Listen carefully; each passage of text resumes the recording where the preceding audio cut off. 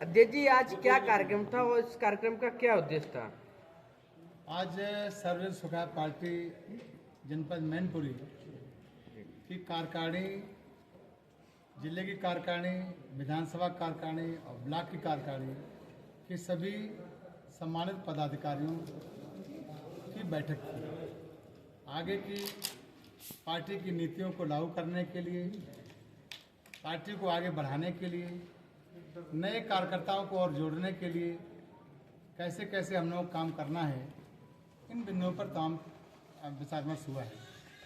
आगे हम लोगों को ब्लॉक प्रमुख का, जिला पंचायत का चुनाव सामने है, उसको लेकर भी रणनीति तय हुई है और इस बात पर भी चिंतन हुआ है कि 2027 के विधानसभा चुनाव में हमको मैनपुरी जिले की सभी सीटों से चुनाव लड़ाना है। तो इसके लिए भी कार्यकर्ताओं को कहा है कि अपने दिमाग में रखिए, जिम्मेदार लोगों को जोड़िए और उनको जोड़ करके अपना पार्टी का कार्यकर्ता बनाइए, जिससे कि उनको आगे विधानसभा का चुनाव भी लड़ा जा सके। अध्यक्ष जी, आपने देखा है अभी दिल्ली चुनाव और मिल्की चुनाव हुआ है, इस पर आपकी क्या राय है? देखिए, केजरीवाल जी हमेशा लफाजी में ही भरोसा करते रहे और बिना प्रमाण के दूसरों पर आरोप लगाते रहे। उन पर तमाम भ्रष्टाचार के भी आरोप लगे। न्यायालय ने उनको, उनके मंत्रियों को काफी दिनों तक जेल में रखा। आखिर में कुछ तो आधार था ही भ्रष्टाचार का, जिससे की वजह से इतने दिनों तक जेल में रहे। और दिल्ली की जनता समझदार है, उसने उनको सबक सिखाया। जहाँ तक मिल्कीपुर की बात आप कर रहे हैं उत्तर प्रदेश में, तो उत्तर प्रदेश में समाजवादी पार्टी को आगे कभी सफलता नहीं मिलनी है।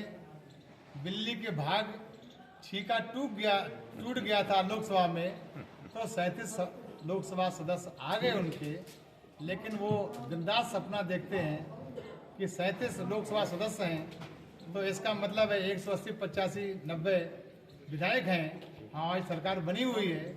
ये सपना समाजवादी पार्टी को नहीं देखना चाहिए, क्योंकि उनको अपने कारनामों पर याद करना चाहिए। हल्ला बोल कारनामे, हल्ला बोल उनकी पार्टी का आधार विचार है, तो हल्ला बोल के आधार पर अब उत्तर प्रदेश की पढ़ी लिखी जनता अब कभी भी उन पर भरोसा नहीं करेगी। क्या लगता है उन्होंने परिवार से ही टिकट दी, उसी का नतीजा ये देखने को मिला है? जो सांसद थे उन्हीं के पुत्र को दी। ऐसा है, जैसे गुरु वैसे चेला। भाई, गुरु जब पूरे परिवार को सांसद विधायक बनाने पर उतारू है, तो वो तो चेला थे सांसद जी, उनको भी उनके बेटे को देना पड़ा मजबूरी में। जो गलती आप करोगे वो दूसरे थोड़ी रोक पाओगे। भविष्य में किन दलों से आपकी जुड़ने की इच्छा है? अभी मेरी किसी भी दल से जुड़ने की इच्छा नहीं है।